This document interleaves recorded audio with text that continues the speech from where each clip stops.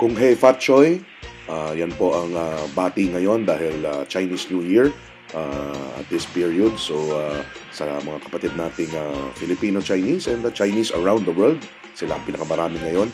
Happy Chinese New Year sa inyong lahat at sa mga karamihan na rin sa atin na naggugunita ng Chinese New Year. Laging concern kapag Chinese New Year ay saswertuhin ba tayo kaya popular o sikat ang mga feng shui ngayon. Sa atin, ang ating pananaw, yung swerte, darating yan kapag merong oportunidad at merong paghahanda para tayo swertihin.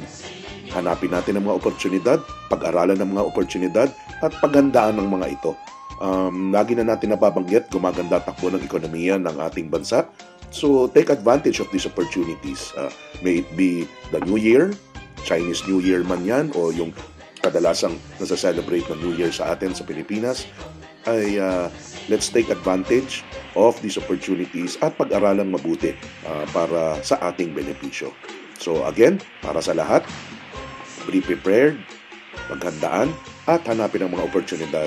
And again, Happy Chinese New Year!